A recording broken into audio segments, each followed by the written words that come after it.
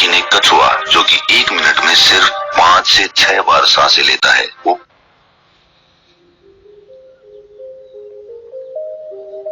एक कुत्ता जो कि 1 मिनट में 27 से 28 सांसें लेता है, वो 10 से 12 साल तक जीता है। वहीं पर एक इंसान 1 मिनट में 14 से 15 सांस लेता है और वो 80 से 100 साल तक जीता है। लेकिन एक कछुआ जो कि 1 मिनट में सिर्फ 5 से 6 बार सांसें लेता है, वो 500 से 600 सालों तक जीता है। इससे स्पष्ट है कि जिस जीव की सांसों की संख्या जितनी कम होती है, वो उतनी ही लंबी आयु तक जी सकता है। इसी चीज को समझकर हमारे पूर्वजों ने सांसों की संख्या को कम और उसकी गहराई को ज्यादा करने के विज्ञान पर काम करना शुरू कर दिया था, क्योंकि वो समझ गए थे कि इंसान को जीने के लिए साल या महीने नहीं, बल्कि एक निश्चित संख्या में सांसें मिलती हैं और सांसों के लेने की गति को कम करके उम्र को लंबा किया जा सकता है। लेकिन सांसों के धीमा और लंबा होने की ये गति प्राकृतिक रूप से होनी चाहिए। जब हम सांस लेते हैं तो वायु प्रत्यक्ष रूप से हमें 3-4 स्थानों पर ही महसूस होती है: कंठ, हृदय, फेफड़े और पेट। मस्तिष्क में गई हुई वायु का हमें पता ही नहीं चलता। कान और आंख में गई हुई वायु का भी कम ही पता चलता है। श्वसन तंत्र से भीतर गई वायु अनेकों प्रकार से विभाजित हो जाती है, जो अलग अलग क्षेत्र में जाकर अपना अपना कार्य करके पुनः भिन्न रूप में बाहर निकल आती है। ये सब इतनी जल्दी होता है कि हमें इसका पता ही नहीं चल पाता। हम सिर्फ इतना ही जानते हैं कि ऑक्सीजन भीतर गई और कार्बन डाइऑक्साइड बाहर निकल गई, लेकिन भीतर वो क्या क्या सही या गलत करके आ जाती है, इसका कम ही ज्ञान हो पाता है। यदि हम जोर से गहरी सांस लेते हैं तो तेज प्रवाह के साथ शरीर के अंदर बैक्टीरिया नष्ट होने लगते हैं। कोशिकाओं की रोगों से लड़ने की क्षमता भी बढ़ जाती है। बोन मैरो में नए रक्त का निर्माण होने लगता है। आंतों में जमा मल विसर्जित होने लगता है। मस्तिष्क की जागरूकता लौट आती है, जिससे स्मरण शक्ति दुरुस्त हो जाती है। न्यूरॉन की सक्रियता से सोचने समझने की क्षमता पुनः जिंदा हो जाती है। फेफड़ों में भरी हवा से आत्मविश्वास वापस लौट आता है। सोचें, जब जंगल में हवा का एक तेज झोंका आता है तो जंगल का रोम रोम जागृत होकर सजग हो जाता है। सिर्फ एक झोंका। कपालभाति या भस्त्रिका प्राणायाम तेज हवा के उस झोंके की तरह है। बहुत कम लोगों में क्षमता होती है अपने अंदर आंधी लाने की। लगातार अभ्यास से ही आंधी का जन्म होता है। 10 मिनट की आंधी आपके शरीर और मन के साथ आपके संपूर्ण जीवन को बदल कर रख देगी। आजकल अधिकतर लोगों की सांसें उखड़ी और बिखरी हुई रहती है, उथले पुथले रहती है या फिर तेजी से चलती है। लोगों को ये पता ही नहीं चलता कि उनकी सांसें किस प्रकार चल रही है। जब क्रोध का भाव उठता है तो सांस बदल जाती है, वहीं पर काम वासना का भाव उठता है तब भी सांस बदल जाती है। हमारे प्रत्येक भाव और विचार के साथ हमारी सांसें भी बदलती रहती है। इसके साथ हमारे खान पान और रहन सहन से भी बदलती रहती है। असल में हमारी सांसों का हमारे मन की स्थिति और हमारी शारीरिक अवस्था से सीधा संबंध होता है। पूरा योग विज्ञान ही सांसों को सही तरीके से लेने पर टिका हुआ है।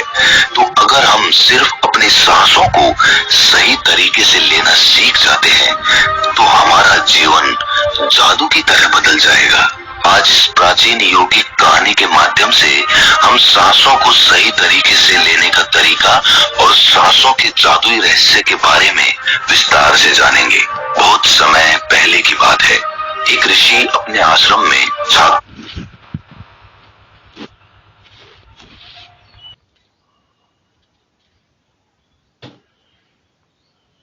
को योग, ध्यान और प्राणायाम की शिक्षाएं दिया करते थे। ऋषि खुद भी एक योगी थे। उन्होंने अपने कई वर्ष हिमालय की गुफा में साधना करते हुए बिताए थे, जहां पर उन्होंने बहुत से सूक्ष्म मानवीय आयामों को गहराई से समझा था और अब वो अपने इसी अनुभव और ज्ञान को शिष्यों के माध्यम से जन समूह तक पहुंचाना चाहते थे। एक दिन रात्रि के भोजन के पश्चात उनके आश्रम का सबसे बुद्धिमान और होनहार छात्र उनके पास आता है। छात्र के चेहरे को देखकर गुरु समझ गए कि उसके मन में कुछ प्रश्न उठ रहे हैं। गुरु के नजदीक पहुंचते ही छात्र ने उन्हें प्रणाम किया और कहा, गुरुदेव, मैं आपसे कुछ प्रश्न पूछना चाहता हूँ। गुरु ने मुस्कुराते हुए कहा, मुझे मालूम है, ये तो मैं तुम्हारे चेहरे को देखकर ही समझ गया था। पूछो, क्या प्रश्न है तुम्हारे? छात्र ने कहा, आप अक्सर कहते हैं कि योग, ध्यान और प्राणायाम का मूल आधार हमारी सांसें होती हैं और अपनी सांसों पर नियंत्रण पाते ही हम अपने मन और विचारों पर नियंत्रण पा लेते हैं। तो आज मैं आपसे सांसों के रहस्य और उसके यौगिक विज्ञान के बारे में विस्तार से जानने आया हूँ। ये सुनकर गुरु ने एक हल्की मुस्कान दी और फिर कहना शुरू किया, जैसा हमारा मन होता है, हमारी सांसों की गति भी वैसी ही हो जाती है, या फिर जैसी हमारी सांसें होंगी वैसी ही हमारी मनोदशा हो जाएगी। यानी हमारी सांसों से सब कुछ जुड़ा हुआ है। जो हमारे भीतर घटता है वो भी, और जो हमारे बाहर घटता है वो भी। अरे जीवन में घटने वाली हर एक घटना हमारी सांसों से गहरा संबंध रखती है। मतलब कि अपनी सांसों की गति पर नियंत्रण करके अपने मन और विचारों पर नियंत्रण कर सकते हैं। अगर तुम किसी सच्चे योगी या साधक को ध्यान से देखो तो तुम्हें उसके चेहरे पर एक गजब का ठहराव दिखेगा। एक सच्चा योगी बुरी से बुरी परिस्थिति में भी खुद को स्थिर और शांत रख सकता है। एक योगी अपनी भावनाओं को नहीं दबाता, बल्कि वो अपनी सांसों पर नियंत्रण हासिल करता है, और सांसों को नियंत्रित करते ही वो अपने मन पर नियंत्रण पा लेता है। और जिस आदमी का मन उसके नियंत्रण में हो, उसके पास उसकी सभी समस्याओं का समाधान है। गुरु ने छात्र की तरफ इशारा करते हुए कहा, तुमने कुछ योगियों के बारे में सुना होगा कि वो 150, 200 या फिर 300 सालों तक भी जी जाते हैं। तो आखिर वो इतने लंबे समय तक खुद को जीवित कैसे रख पाते हैं? असल में उनका नियंत्रण अपनी सांसों पर होता है, जिसे प्राण ऊर्जा भी कहते हैं। प्राण ऊर्जा हमारे चारों तरफ है। इसे कितनी मात्रा में लेना और छोड़ना है, ये एक योगी अच्छी तरह से जानता है, और वो इस काम पर बहुत हद तक महारत हासिल कर लेता है। इसीलिए वो इस प्राण ऊर्जा का उपयोग अपनी जरूरत के हिसाब से कर सकता है और खुद को दीर्घायु बना सकता है। अगर तुम अपने शरीर को स्वस्थ रखना चाहते हो, सामान्य से अधिक क्षमता चाहते हो, तेज बुद्धि चाहते हो, तो तुम्हें अपनी सांसों को समझना होगा, उन्हें नियंत्रित करना होगा, और उन्हें नियंत्रित करते ही तुम्हारे जीवन में सब कुछ व्यवस्थित हो जाएगा। असल में डर, चिंता और परेशानी जैसी कोई चीज होती नहीं है। ये सिर्फ हमारे मन और भावनाओं की उपज है, और हमारे मन व भावनाओं को केवल एक ही चीज नियंत्रित कर सकती है, और वो है हमारी सांसें। हमारे अंदर का क्रोध, चिंता, जलन, अहंकार, बदला लेने की भावना, ये सब कुछ हमारी सांसों के हिसाब से चलता है। अगर हमारी सांसों पर हमारा नियंत्रण है तो ये सभी विकार हमारे नियंत्रण में हो जाते हैं। सांस हमारे शरीर और हमारे मन के बीच पुल का काम करती है। अगर हमें अपने मन तक पहुंचना है, उसके विकारों को समझकर उनको दूर करना है, तो हमें अपने सांसों के पुल पर चलना होगा। हमें अपने सांसों के जरिए अपने मन तक पहुंचना होगा, और यही एकमात्र रास्ता है अपने मन को समझने का। अगर तुमने कभी किसी बच्चे को सोता हुआ देखा हो तो तुमने अनुभव किया होगा, जब वो बच्चा सांस अंदर लेता है तो उसका पेट फूलता है, और जब सांस छोड़ता है तो पेट पिचक जाता है। यानी कि एक बच्चा अपने पेट, अपनी नाभि से सांस लेता है, जो कि सांस लेने का सबसे प्राकृतिक और सही तरीका है। अपनी इस गहरी और लंबी सांस की वजह से बच्चे का मन उत्साहित और हल्का रहता है। उसका शरीर ज्यादा प्राकृतिक तरीके से काम करता है। तुमने देखा होगा, बच्चा अपने मन में किसी बात को ज्यादा लंबे समय तक नहीं रखता, और ना ही वो किसी से ज्यादा लंबे समय तक गुस्सा रह सकता। अगर उसे किसी गलती पर डांट या मार दिया जाए तो वो कुछ समय बाद उसे भी भूलकर अपने खेल में मग्न हो जाता है। बच्चा इतना सरल इसीलिए हो पाता है क्योंकि उसकी सांसें प्राकृतिक रूप से चलती है, यानी नाभि से। बच्चे के शरीर को विकास चाहिए, विकास के लिए ज्यादा ऊर्जा, और ज्यादा ऊर्जा के लिए ज्यादा लंबी सांसें चाहिए। इसीलिए प्रकृति ने उसे ज्यादा लंबी सांसें दी है। हालांकि ये लंबी सांसें हर मनुष्य को दी गई है, लेकिन इंसान ने अपने जीवन में कुछ अप्राकृतिक परिवर्तन कर अपनी अपनी सांसों को छोटा कर लिया है। वो पेट की बजाय अपने सीने से सांसों को लेता है। हम जितनी छोटी सांस लेंगे उतनी चिंता और बकवास से भरे रहेंगे। हमारी सांसें जितनी लंबी और गहरी होंगी, हम उतने ही खुश और शांत रहेंगे। गुरु ने आगे कहा कि एक आदमी 1 मिनट में 14 से 15 बार सांसें लेता है। सांस का सीधा संबंध हमारी मन की स्थिति और हमारे शारीरिक कंपन से है।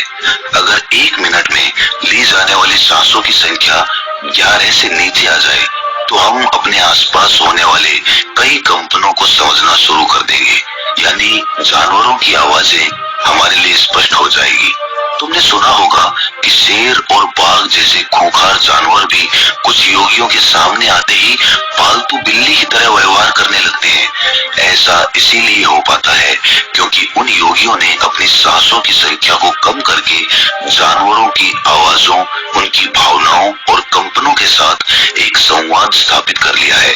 अगर 1 मिनट में ली जाने वाली सांसों की संख्या 9 से कम हो जाए तो पेड़ और वनस्पति जो कार्य कर रहे हैं वो समझना हमारे लिए आसान हो जाएगा। अगर हमारी सांसें 1 मिनट में 6 से कम हो जाती है तो बेजान चीजें कैसे काम करती है ये समझना हमारे लिए आसान हो जाएगा।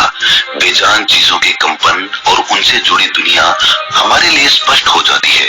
दूसरे शब्दों में कहा जाए तो ब्रह्मांड की प्रकृति समझी जा सकती है और ऐसी स्थिति पर पहुंचकर ही बहुत से योगी और ऋषि मुनि ब्रह्मांड के रहस्यों और उनमें घटने वाली घटनाओं की भविष्यवाणी कर देते हैं।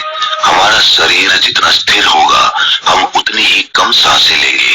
अगर हम अपने पूरे शरीर को स्थिरता के एक निश्चित स्तर पर ले जाएं और बहुत तेज सांस ना लें तो हमारा बोध बढ़ता चला जाता है। दोस्तों, योग विज्ञान के अनुसार एक साधक अपनी सांसों पर नियंत्रण करके ऐसी बहुत सी चीजें कर सकता है जो साधारण इंसान के जीवन से परे है। योगिक परंपरा में तो ये भी कहा जाता है कि अपनी सांसों को घंटों तक रोककर एक आदमी एक नए मानवीय आयामों का अनुभव कर सकता है।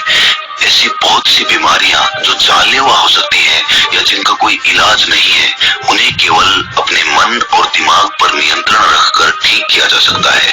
अपनी सांसों पर नियंत्रण करके व्यक्ति एक ऐसी मानसिक स्थिति तक पहुंच सकता है जहां जीवन में आने वाले उतार चढ़ाव उसे परेशान नहीं कर सकेंगे। कुछ लोगों को ये सब बातें कहानी लग सकती है क्योंकि आमतौर पर लोग ऐसा नहीं करते हैं और कोई भी चीज जिस पर उन्हें यकीन नहीं होता उसे अंधविश्वास कहकर नकार दिया जाता है। लेकिन पुरानी योगिक परंपराओं का पालन करने वाले लोग ऐसी बातों का दावा करते हैं। उन्हीं लोगों में से एक है स्वामी रामा। स्वामी रामा हिमालय की गुफाओं में रहा करते थे। उन्होंने बचपन से ही योग की प्रणालियों का अभ्यास शुरू कर दिया था। 1970 में स्वामी रामा एक अमेरिकन रिसर्च लेबोरेटरी में गए। अपनी सांसों पर नियंत्रण करके उन्होंने अपने दिमाग और मन पर कि वो जब चाहे, जितने समय के लिए चाहे, अपनी सांस, ब्रेन वेव्स, हृदय की धड़कन और शरीर में बहने वाले खून को रोक देते थे। लेबोरेटरी में मौजूद डॉक्टर्स ने स्वामी रामा के शरीर पर रिसर्च की और उन्हें मृत घोषित कर दिया। लेकिन इस अवस्था में भी स्वामी रामा सब कुछ महसूस कर सकते थे। ये देखकर वहां मौजूद रिसर्चर्स की टीम दंग रह गई थी। साथ ही स्वामी रामा अपने शरीर में अपनी मर्जी से ट्यूमर की ग्रोथ को घटा और बढ़ा भी सकते थे। रिसर्चर्स की जिस टीम को हिमालयन योगियों के सारे दावे अंधविश्वास और पाखंड से भरे लगते थे, वो अचानक से उन्हें इनर साइंस प्रतीत होने लगे थे। एक भीतरी विज्ञान जो साधारण मनुष्य की कल्पना से भी परे है। सांसों को ध्यान पूर्वक लेना ये एक प्राचीन योगिक टेक्निक है। एक योगी जिसने अपनी सांसों पर नियंत्रण हासिल कर लिया है, वो जब चाहे अपनी सांसों को रोक सकता है। स्वामी रामा के अनुसार अगर आप अपनी सांसों को समझ गए तो आपके शरीर में होने वाली वो बीमारियां जिनका इलाज आज मेडिकल साइंस के पास भी नहीं है, सांसों के माध्यम से उन्हें भी ठीक किया जा सकता है। श्वास के गूढ़ रहस्यों को समझाने के लिए बाद में स्वामी रामा ने अपने कुछ साथियों के साथ मिलकर एक किताब भी लिखी है जिसका नाम है साइंस ऑफ डेथ। गुरु ने आगे कहा, जब सांस विचलित होती है तो मन भी अस्थिर हो जाता है, लेकिन जब सांसें शांत होती है तो मन भी स्थिर हो जाता है और योगी दीर्घायु हो जाता है। इसीलिए हमें अपने स्वास्थ्य पर नियंत्रण करना सीखना चाहिए। गुरु ने शिष्य की आंखों में देखते हुए कहा, तुम्हें क्या लगता है, क्या तुम जितनी लंबी सांसें अंदर लेते हो उतनी ही लंबी सांस बाहर भी निकालते हो? नहीं, सामान्य स्थिति में हम जो सांस अंदर लेते हैं उसकी लंबाई 10 अंगुल होती है और सांस बाहर निकालते समय इसकी लंबाई 12 अंगुल हो जाती है। यहाँ 1 अंगुल का मतलब 1 अंगुली मोटाई से है। हमारी रोजमर्रा की जिंदगी में कुछ काम ऐसे होते हैं जिन्हें करते समय जितनी लंबी सांस अंदर जाती है उससे कई गुना ज्यादा लंबी सांस बाहर निकल जाती है। भोजन करते समय बाहर निकलने वाली सांस की लंबाई 16 से 17 अंगुल होती है। तेज चलते समय इनकी लंबाई 22 से 24 अंगुल हो जाती है। दौड़ते समय निकलने वाली सांसों की लंबाई 45 से 50 अंगुल तक पहुंच जाती है। संभोग करते समय 50 से 60 अंगुल, सोते समय नींद में बाहर निकलने वाली सांसों की लंबाई 60 से 70 अंगुल तक पहुंच जाती है। इसीलिए हमारे शास्त्रों में काम और क्रोध पर नियंत्रण रखने की बात कही गई है, क्योंकि ये हमारी प्राण शक्ति को क्षीण कर देती है। श्वास को इंसान की प्राण शक्ति भी कहा जाता है। जब एक 200 वर्षीय व्यक्ति से उसकी लंबी उम्र का राज पूछा गया तो उसने 2 ही चीजें बताई। पहला, नाभि तक भरकर पूरी सांस ले, और दूसरा, रीढ़ की हड्डी को हमेशा सीधा रखें। साधारण सी लगने वाली ये दोनों बातें योग और प्राणायाम की दृष्टि से बहुत महत्वपूर्ण है। असल में शरीर के अंदर जाने वाली सांस की लंबाई कम और बाहर निकलने वाली सांस की लंबाई ज्यादा होती है। यदि किसी तरीके से बाहर निकलने वाली प्राणवायु की लंबाई को कम कर दिया जाए तो लंबी उम्र को प्राप्त किया जा सकता है। स्वर शास्त्र के अनुसार यदि बाहर निकलने वाली प्राणवायु की लंबाई 1 अंगुल कम हो जाए तो व्यक्ति निष्काम हो जाता है, यानी उसके अंदर काम वासना खत्म होने लगती है। 2 अंगुल कम होने से आनंद की प्राप्ति होती है। 3 अंगुल कम होने से लेखन शक्ति बढ़ती है। 4 अंगुल कम होने से वाक सिद्धि प्राप्त हो जाती है। 5 अंगुल कम होने से आदमी को दूर दृष्टि प्राप्त होती है। 6 से 7 अंगुल कम होने से साधक के अंदर अति तीव्र गति से चलने की शक्ति आ जाती है। वो कुछ ही पलों में एक स्थान से दूसरे स्थान पर पहुंच सकता है। 8 अंगुल कम होने से साधक को 8 सिद्धियां प्राप्त हो जाती है। पवन पुत्र हनुमान को 8 सिद्धि नवनीत के दाता इसीलिए कहा जाता है क्योंकि उन्होंने 8 सिद्धियों को प्राप्त कर रखा है। ये 8 सिद्धियां हर इंसान में होती है, बस जरूरत है तो इन्हें जागृत करने की। बाहर निकलने वाली सांसों की लंबाई 12 अंगुल कम होने पर योगी को इच्छा मृत्यु प्राप्त हो जाती है। फिर वो जब चाहे तब तक खुद को जीवित रख सकता है, लेकिन ये सोई हुई शक्तियां केवल तभी जागृत होंगी जब मन में इन्हें जागृत करने की तीव्र अभिलाषा होगी और मन का स्थूल रूप श्वास है, यानी